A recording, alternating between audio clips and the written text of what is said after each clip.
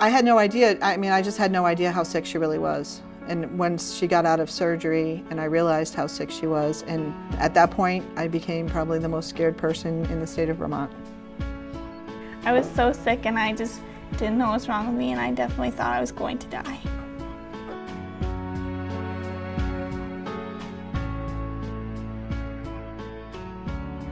I was sick and I didn't feel well, but I still wanted to hang out with my friends and do all the normal 17-year-old stuff, and I didn't want to miss out.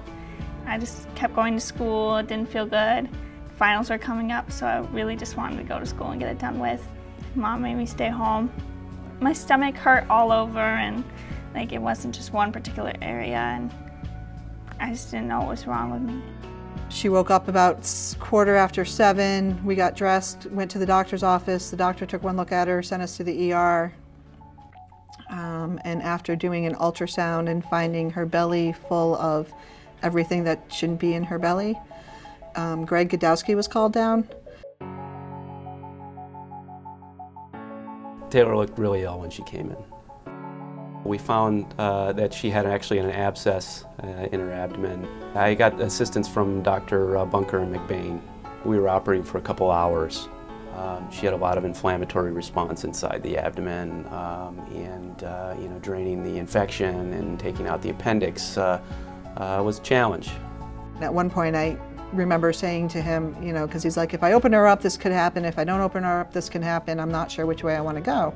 And I said to him, well, if it was your kid, what would you do? He said, I would probably operate. I said, then operate. And I'm not sure I could have that conversation with somebody that I didn't already know.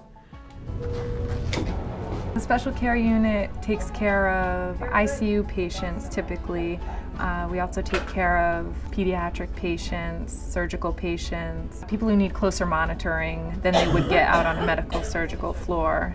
Taylor came up to the special care unit right after she had her surgery, and I remember she was really sick, in a lot of pain, and we had to watch her closely for infection, because after a burst appendix, that's what we look out for, and I remember she was queasy, and it took her quite a while to bounce back. She had a hard time.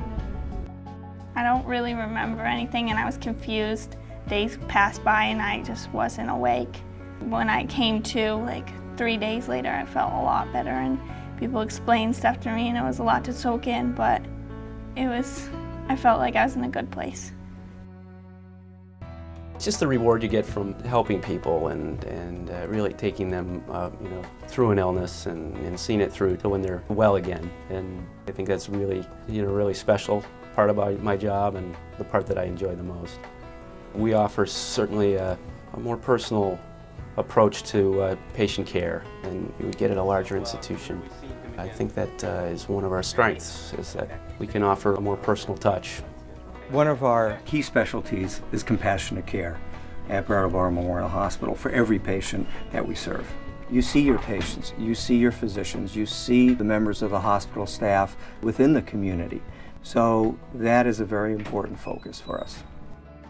A lot of people suggested that I move Taylor to a larger hospital, but because of my family being here, my friends being here, our support system being here, BMH was giving her excellent care, and I really didn't see any need to move her.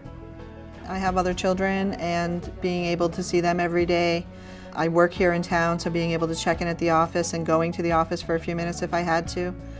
And just having the support system, but the doctors and the nurses and the care that Taylor received, in my opinion, were top-notch.